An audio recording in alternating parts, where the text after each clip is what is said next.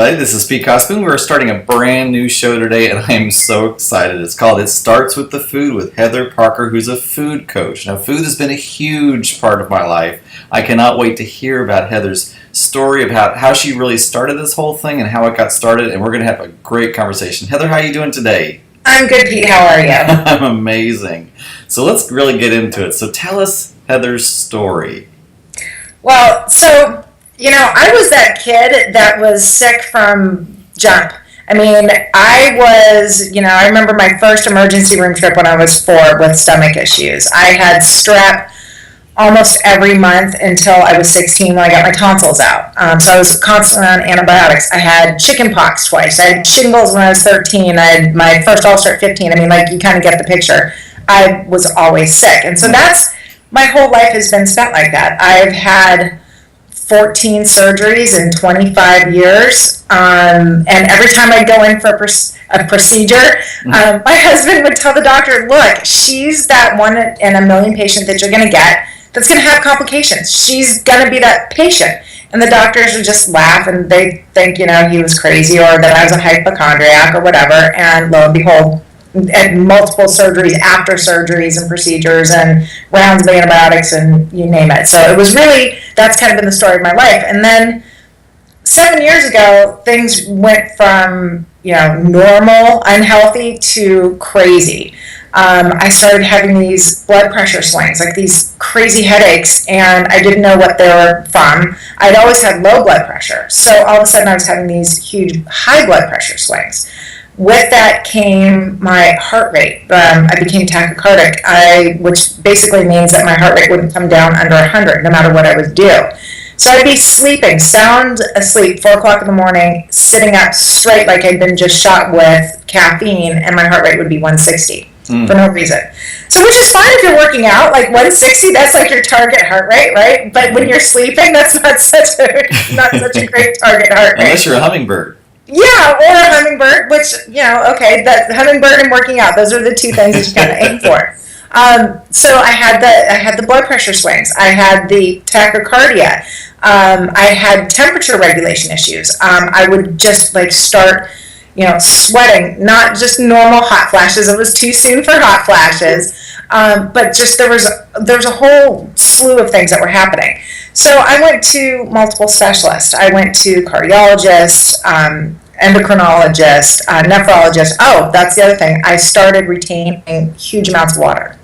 And I'm talking like 15, 20 pounds in a 24-hour period. For no reason, I just swell up. And so everybody was looking to make sure it wasn't congestive heart failure or it wasn't my kidneys. I went into a cath lab with the cardiologist, and they went ahead and they tried to reproduce what my heart was doing in the cath lab, and they couldn't do that. And so the doctor told me, well, we could go ahead and ablate your sinus node, which would leave you with a pacemaker. This is not ideal for somebody that's 39 looking at hopefully a long life. So I just said, I don't think I want to do that. I don't think that's the answer, especially because they couldn't assure me that would fix the problem. So that's not something I was open to do. So I just kind of went from specialist to specialist, and then I would leave their office just in tears. I remember my husband driving me home and just crying, feeling so helpless, and just like, nobody's got the answers, nobody can fix me, I don't know what to do. They medicated me. They sent me home with blood pressure medication. They sent me home with anxiety medication. They sent me home with diuretics and then potassium to level out my potassium levels because those would fluctuate. And I just kind of said, okay, that was going to be it. Well, 2 years after that, my 11-year-old son started having the exact same symptoms. So going to doctors and having them say, we don't know what's going on, was no longer acceptable. I wasn't by this time 42. I'm like, okay, so I'm just going to be that sickly old person. I might not live that long. But my 11-year-old son, who was super active and played football and loved skateboarding and basketball, all those things, he couldn't do them anymore. So I went to mama bear mode. And I said, if not for me, for him, let's figure this out. And it took just staying on top of doctors. I mean, I had a couple doctors, really good doctors, tell me that I was the one causing his anxiety, that that's what was causing his heart rate to go up and his blood pressure to start swinging, that it was my fault. And this is in the middle of the night as he's sleeping, same thing. And I just kind of looked at them and I went, I'm not crazy. This is not okay. So I stuck to my guns and I ended up going up to Cleveland. We had to take him to University Hospital, Rainbow Hospital in Cleveland, and got some really great doctors that had answers, like genetics. So guess what? That was something I gave him. So this was like, I started to be able to put the puzzle pieces together. Like, so we were able to find out that it was a genetic mutation. He has a copy for my husband and for myself.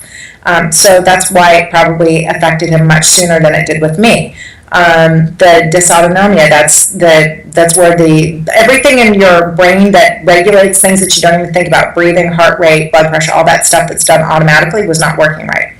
And what they said was there was a disconnect between the nutrients that we were supposed to be getting and what we were actually getting. And that really kind of had to do with getting those supplements, and supplements also food. So it kind of led me down that path. So immediately we came home and I started really diving into this food thing. I knew food somehow, some way was going to be the key. So I started with, the typical like organics. I was like, okay, we got to go organic. I watched Food Inc. and I was like, no more conventional meats, no more conventional dairy. We got to do the organic produce, all that good stuff. Done. Then the gluten-free thing started happening, and I read Wheat Belly, fabulous book, and some more answers kind of were revealed to me. And I was like, okay, this makes sense for a lot of the things. Like I had autoimmune issues like fibromyalgia, IBS, just chronic illnesses that pretty much stem from that. So I knew that was probably part of the answer too. So gluten-free, organic, done. Got the supplements. My son started to do better. I started to do better, but I started to gain weight. Like about 41, 42, I started gaining weight and started getting heavier and heavier and heavier. And again, I thought, well, it's the age. I, had a hysterectomy. It's probably hormones. It's just, this is my lot in life. In the back of my head, I was thinking, what about all those women that look really fabulous and they're like 50 and 60? And I'm like, just not going to be that person. It's just not going to happen. So I, was like, okay, resigned myself to that, changed everything, and then was like, well, I'm almost getting close to, we're going to Cancun and we're doing a 15th wedding anniversary vow renewal, and I wanted to look good for it. So I started hitting the gym 2 hours a day, 6 days a week, doing weight training, cardio, Pilates, yoga, Zumba, you name it, all of them. And I was counting calories. I was a calorie counting fool. 1,200 calories. They were organic calories. It was gluten-free. I was like, I was on this. And nothing. 8 pounds total at my best. And that didn't even stay. So really it was about 5 pounds that I lost. And I kept going to the trainers and I'm like, what am I doing wrong? This is what I'm eating. This is what I'm doing working out. You gotta, there's, what's happening? Well, it'll happen. I kept hearing it will happen. Well, after 8 months of it not happening and going to Mexico, seeing the pictures after working out so hard and realizing that what I was putting into it, the effort that I was putting into it, I wasn't actually getting the results, and it was defeating. And I just kind of said, screw it. I'm done. I'm done killing myself. I'm done, racking my brains. It's going to be what it is, and I'll be okay with that. As long as I'm eating good food, it'll be fine. And I slowly started letting things in like sugar and made, it's Christmas time, so I made cookies, and they're gluten-free, so I was and they're organic, so they had to count for something good, right? And so slowly my weight started creeping up till I got to the point where I was heavier than I had been when I was at my most pregnant with both my kids. By at least 10 pounds. So I was really, not happy. And I remember my life was just kind of sad. I didn't want to go anywhere because that meant that I would have to put clothes on, which I didn't have. I had 2 sets of yoga pants, the kind that I, kind of summed around the house, and the kind that I would actually go into public with. So if we wanted to go to dinner somewhere nice, that wasn't going to happen. I couldn't, and trying to go socialize with people when I didn't want my pictures taken. I didn't want to spend 2.5 hours in my closet trying on everything and crying. It was really sad. I was not happy, and I knew that something had to change. Again, I kind of hit a bottom. Here in Florida, summer comes early, as you know, we're southern people, summers come early, and I was trying to put some shorts on at the end of April, and my size 12s no longer fit. Now I'm 5'2.5". I like to claim 5'3", but I'm not. I'm 5'2.5". So, size 12 is like, that's a big number for me. And I knew that the next size was size 14, and I never ever in a million years imagined myself at that size. And I think we all have that size. It's different for everybody, but this was my bottom. So I went to Target, bought my first and last pair of size 14s, and came home and just said, I got to do something different. I had seen a friend of mine on Facebook posting these amazing losses, and she was a gym rat, and she was doing really well. So I kind of reached out to her and said, what are you doing exactly? So she tells me she's doing nothing but eating lean protein and veggies. Like, I'm really, when it comes to, discipline, when I set my mind to something, it's done. So I'm like, I can do this. This I can do. Well, I got 4 days into it and was never sicker in my entire life. I had a headache that I couldn't get rid of. I couldn't imagine putting another piece of turkey into my mouth. I really wanted to vomit. I was starving, and I just, the thought of putting another piece of meat or anything, I was just like, I can't. So I went and just grabbed spoonfuls of cream cheese, and I felt better. I didn't know why, but I knew that there was something going on. So I got onto the internet, which the internet has been really my saving grace for all my health stuff. And I researched it, and funny thing, there's this thing called rabbit starvation. It's a real thing, and Native Americans experienced it during really harsh winters when they had nothing but rabbit to eat. Body needs fat, and rabbits are really lean meat, and so they would get very, very sick. So the cure is eating fat. So me going for the cream cheese instinctually was my survival of, this is what I need to do. And a couple things happened. First of all, that put me on a site about the ketogenic diet. And I'd never even heard of the ketogenic diet. So by researching this, that's where I found the information for ketogenic diet. So I listened to my body and knew that if I continue to listen to my body, that I would probably be okay. And then I also got some really good information. So I was like, okay, ketogenic diet, this is the Hail Mary. This is my this is it. If I can't do it this way, I'm out. And I'll just be fat and sick for the rest of my life. A couple things started happening immediately. I started losing weight, unlike at the gym. And I wasn't working out again. I mean, I was busy and I was running errands, but that's about the only running that I was doing was errands. And I started to get health, and I mean, really good health. I would go days with, little sleep, waking up feeling like I was full of energy. I managed to go, run for a month straight from one thing to another. My husband's sure that I was going to get sick, because that's what I would usually do, is get sick. And I was healthy and continue to be healthy. And as the health happened and as the weight started dropping, I got happy. All of a sudden I wanted to go do things, and going to buy clothes was fun. My closet wasn't the enemy. The scale wasn't the enemy anymore. I wasn't the enemy anymore. I could actually get in the shower and look in the mirror and not cringe or not feel the need to look away. That was life-changing. And so that's kind of how this all started for me.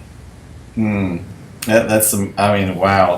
That's so amazing. So it's really kind of started with you actually listening to your body and then doing the research. Because I think so many people think it's like this one-stop shop of, this is the one thing you do. Almost like our bodies are all just these cogs in this wheel, and you do this one thing and that's what you do. Right. Well, and I think that's true. And one of the things that I tell my group is listen to your body, because we're all really different, right? Our bodies need different things. Everybody, we've heard of the blood type diets and things like that. Everybody needs different things. We need different amount of carbs to feel good. We need different amounts of sleep. Food is no different. And I think diet in general is no different. I mean, what works for me doesn't necessarily work for everybody the way I do things exactly. And I tell people, if you really listen to your body, our bodies are really good at craving things we need.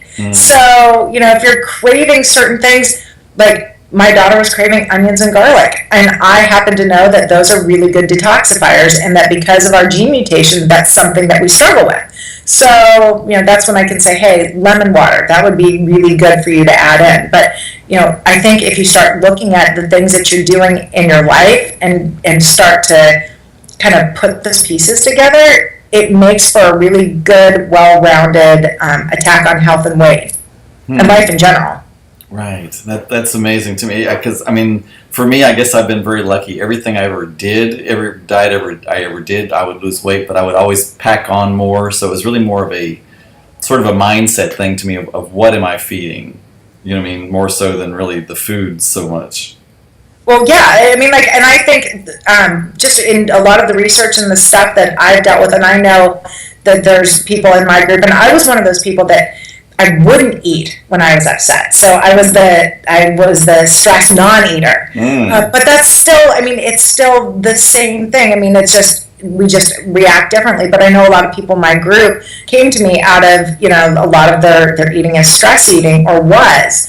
And in my research and just in my journey of finding out how important the gut is, and all the bacteria and all the stuff that we actually need in the gut, I was able to uncover that serotonin, which is the feel-good stuff that everybody says is produced in the brain. 90% of it is produced in the gut.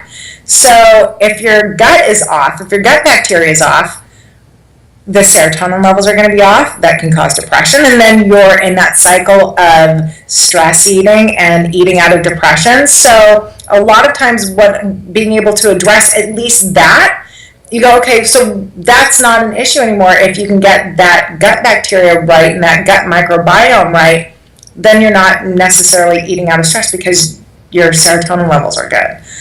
So that's one thing, but there's so much to it. Just as you know, eating out of necessity and eating out of stress and other things that it all goes into it. But I think it's kind of that mind, body, spirit attack on your health and your weight. You got to have them all. Right. Yeah, it is, because we're we don't really like to, or we're not really taught that the mind, body, spirit is just really this one full system. And if you're not going to listen to one part, it's like, okay, we'll tell you from this other part. It's so true. It's so true. Like, I just, when I started changing everything the way I ate, I also started doing things like meditating. Once I addressed the diet part, that was the most important thing, is because I came out of vanity, not wanting health, because I really didn't think that health was even an option. I didn't know that was an option. Didn't know that happiness necessarily was an option, because I was, younger and thin. Happiness wasn't necessarily something I'd have.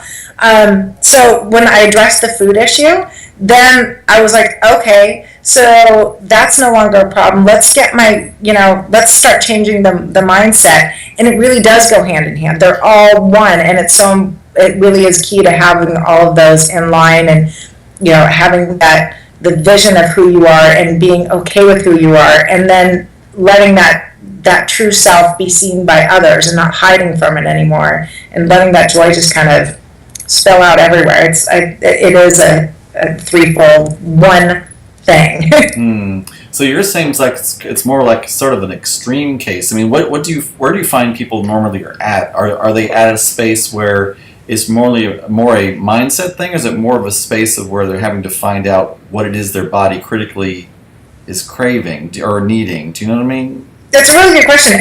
It depends.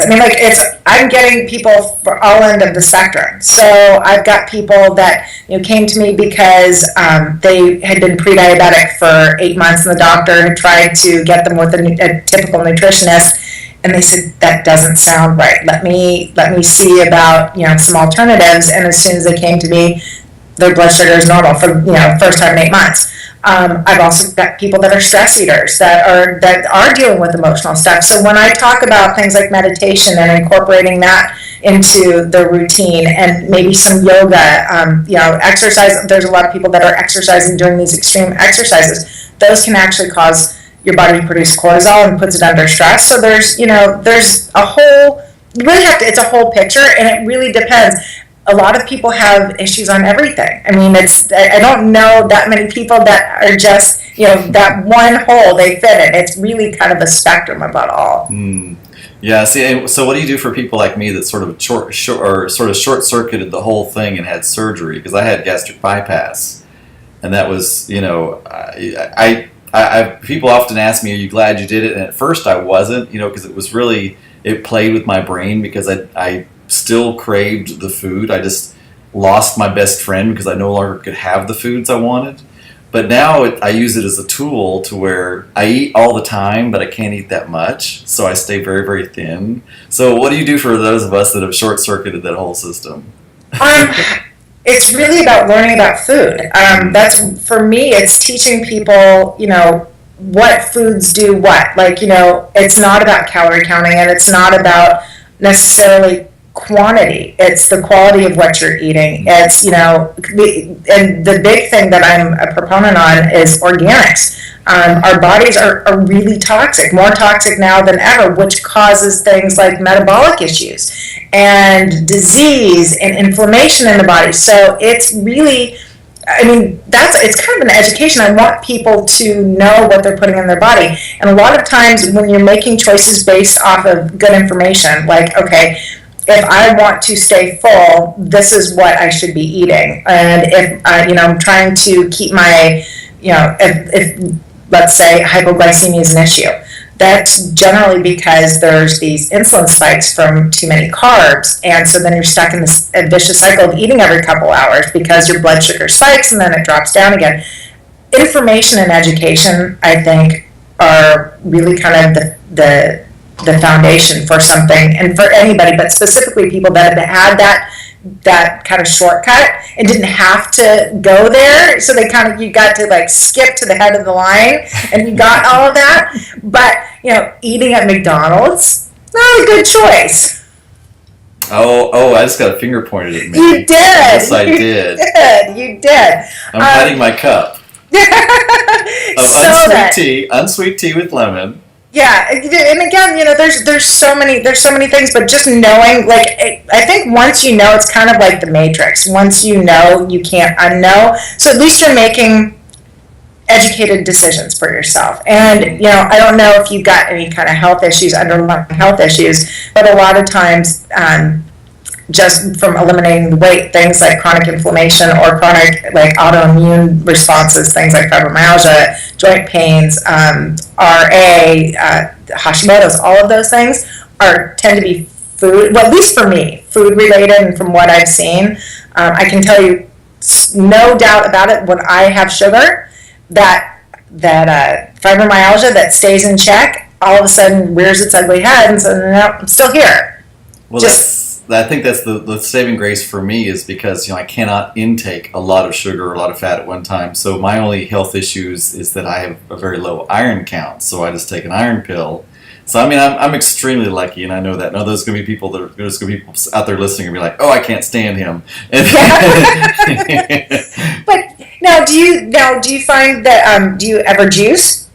I do. I do that as well. And my trainer has me on protein shakes, so I do a lot of protein. And even when I go to McDonald's, it's a grilled chicken snack wrap with no sauce. So I'm as mindful as I can be, in the schedule that I have, because I really don't have a home. For me is this kind of like a pit stop, you know what I mean? Right. And I think that's true for most people. Like, honestly, it comes down to time, and people want convenience and time, and that's, if I was going to say what's the hardest thing about making the transition, it's kind of committing to that for yourself, that's basic self-care of, I'm going to spend 2 hours on Sunday prepping and cutting vegetables and kind of meal planning and things like that. But it's not easy. I think, when you talk about like detoxing, or, the first step for most people is to detox off of sugar and carbs. And that seems like the scariest thing, but it's over really quickly, right? Like, 3-4 days in, all of a sudden you feel like a champ and you've got energy and you're, come out the other side. The first couple days are kind of sucky, I'm not going to lie. But then, you get through it and it's pretty great. but it's the long haul. It's like, okay, so I can't go through McDonald's, or I can't, order what I would normally order. Everybody eats pizza, at work on Fridays. So what am I going to do instead?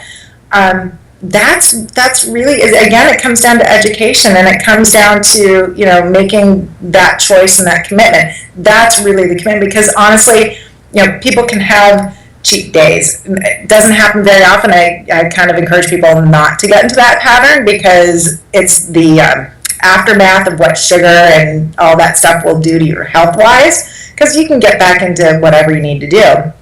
But it's really getting into that mindset of, look, I'm going to commit to myself. I'm that important. I have a family of 5, and they would eat pretty much whatever I plot down in front of them. I mean, if I got a bag of, chips and a thing of macaroni and cheese, Kraft macaroni and cheese, I've got teenage boys. They're not going to complain. I mean, they will eat anything. They're garbage guts. So when I'm prepping and cooking, and spending an hour on my dinner, or spending a couple hours on Sunday cooking and prepping for the next week, I'm not doing it for them. And that was kind of like this huge epiphany for me, because I realized that for the first time I cared enough about myself to make this a priority for me. Because I really thought I was doing it for them. I thought, here I'm cooking for them, and kind of, that martyrdom of, the mom, just the thankless job of, cooking and slaving away in the kitchen. And it dawned on me that they would eat anything. It really doesn't matter. It's me. This is who I'm doing it for. Because y'all ladies, y'all are going to give up yourself for everybody else every single time, especially if you're mom. Lay down our lives. Right. Lay down on the tracks. Let the train just go over us. Exactly. And I think a lot of us kind of get into that, and especially, moms or single moms, or, I get people that are single people, and they're like, well, it's just me. I'm cooking just for me. That sentence, just me? Well, aren't you enough? Yeah. I mean, whose viewpoint are you gonna? Who do you have to live with for the rest of your life? Oh, me. Right. Aren't you the most important person? You have a house full of people, but you are ultimately the most important person. But again, these are all things that kind of, I think those are awakenings that happen.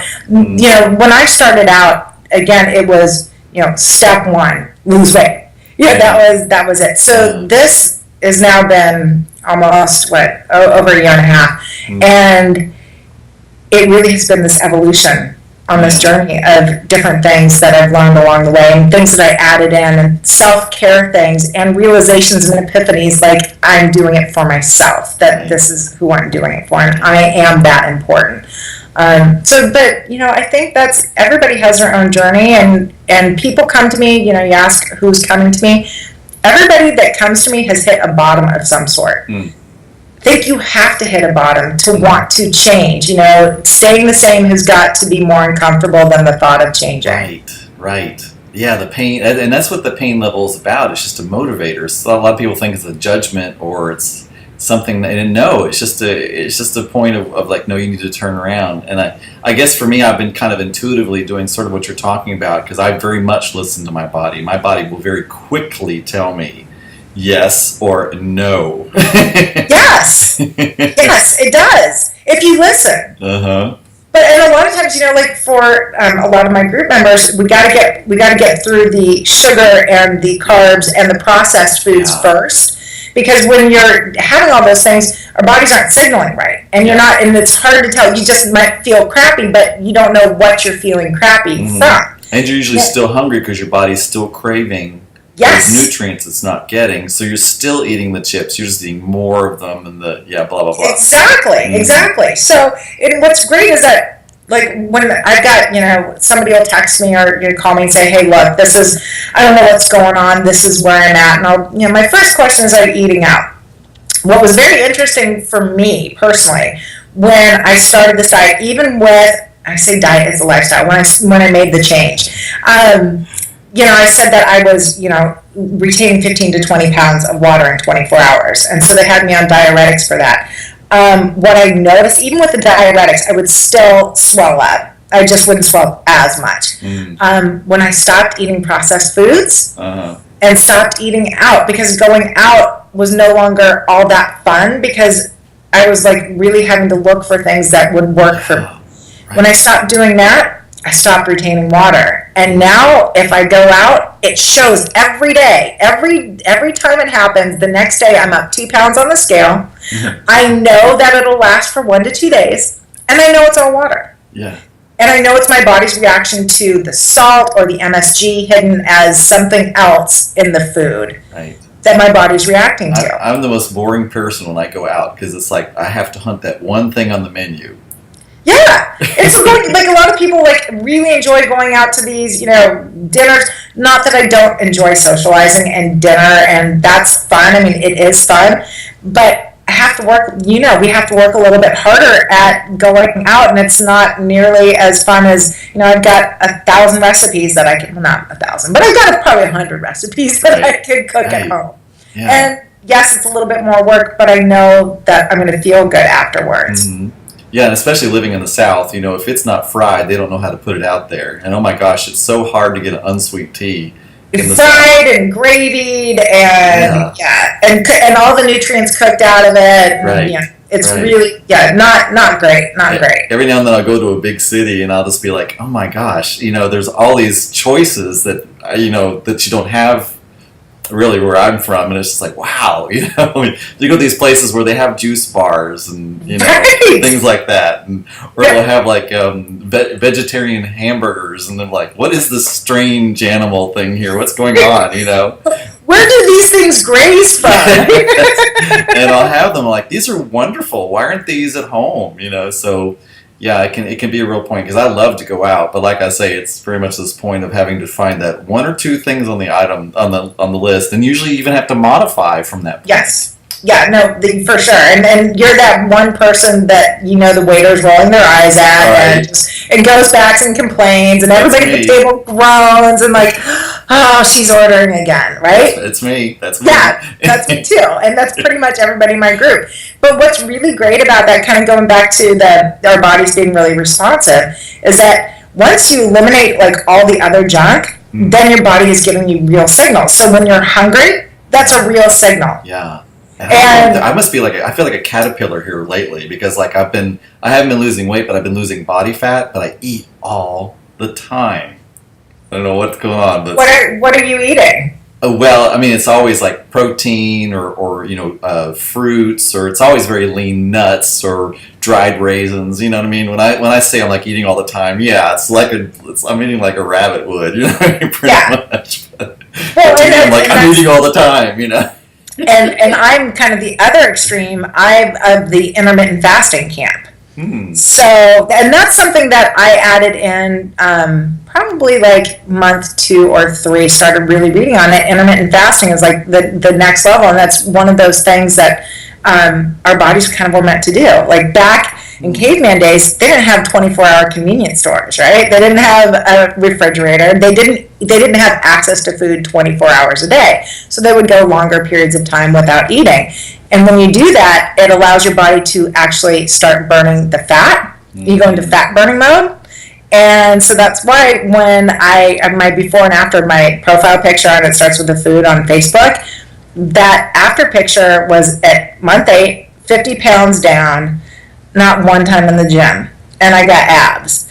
And I couldn't get abs after 8 months in the gym, 2 hours a day. And it didn't, so intermittent fasting is also one of those things for regenerating cells. It's great. The FDA is talking about making it part of a cancer therapy, doing intermittent fasting by starving off the cancer cells. So that's a whole nother level, but that's what, and my body really thrives that way. So everybody's very different.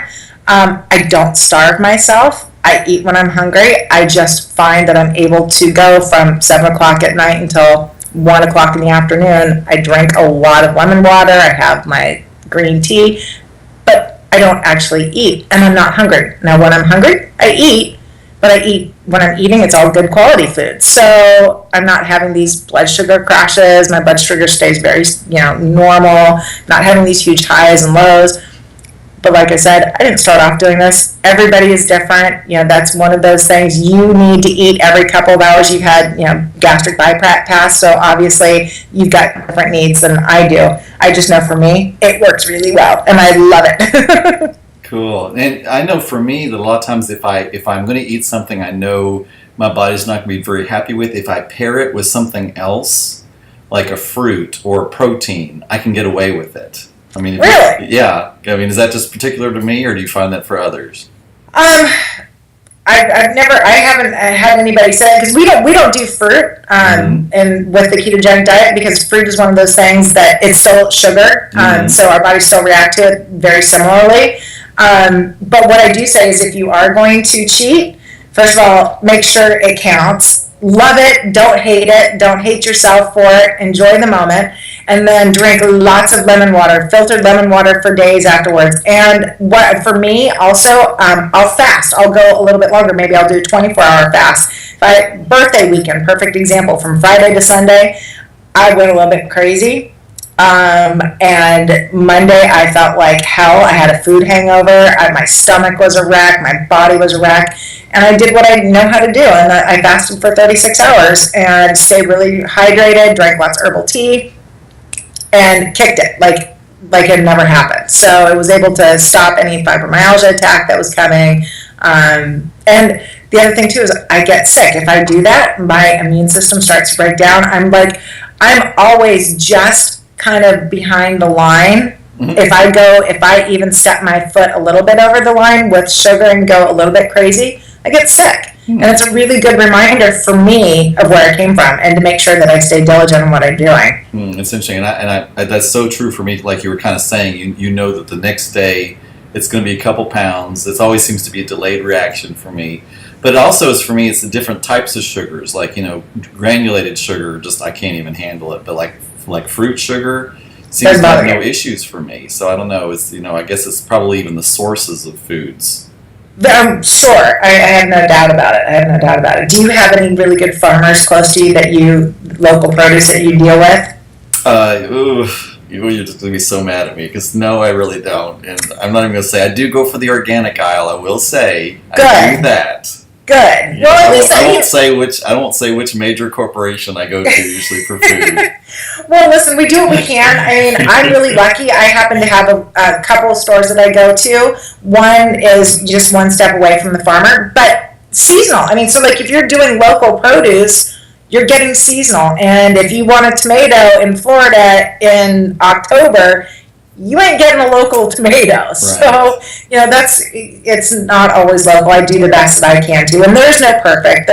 I tell everybody, you do the best you can. Everybody's kind of going at their own pace. Some people are like fully committed. I've got people that if I, say this is what I do, they text me, what brand do you do and how often do you do it? And then I got others that are like, okay, this is a good guideline. I'm like, that's fine. Everybody does what they got to do. And do what makes you happy and what makes you feel good. If you're happy, that's what counts ultimately. Don't do this thinking that this is going to be the answer to everything. You need to kind of look at your life and detox everything: people, places, food. Right. I love it. Yeah. So it really sounds about just becoming in tune with your body, mind, and spirit, and what works for you. Yes, sir. Absolutely. And that's kind of what I do, and I kind of lead people down that I hope at least lead them to the path. Maybe not down the path, but to the path. Mm-hmm. I feel like after doing all of this for myself, people came to me and they're like, "Oh, what are you doing?" And I tell them, and they're like, "Oh, that sounds hard." And they'd walk away, right? They'd be like, "Oh, that just sounds hard." And then they'd come back. Those same people would come back, when they finally hit their bottom. And I realized that that my calling really was kind of maybe giving people information and showing them that there's a different way, that there's a lot of misinformation out there, starting from the food pyramid on down, that all that stuff for all those years we've kind of been lied to, and food's changed drastically from what it used to be. So just even kind of knowing that and kind of awakening people to that's kind of I feel like that's my purpose. Amazing. All right. Yes. Was there anything else you want to talk about on your first show, or? No, I think that's it. All right. Okay. This is amazing. It starts with the food with Heather Parker. It's been your first show, a food coach. And so where can everybody get contact with you? Right now, I'm still in the process of getting my website up. That's the launch date, fingers crossed, January 4th. But in the meantime, I'm on It Starts With the Food on Facebook. You can get a hold of me that way. You can message me, and I'll be happy to, get back with you. I've got a small group that I work with right now, but that's getting ready to get bigger and expand and all sorts of fun stuff soon. And we'll be doing Project Positive Change when that happens. I don't know if we want to talk about that yet, but I will be there as well. I love it. Well, amazing. So we'll just watch out for the next show, and this is going to be an amazing time of growth, I think, for all of us. Yes, from your lips to God's ears. Yes, absolutely. And we'll talk to you soon. All right, thanks, Pete. All right.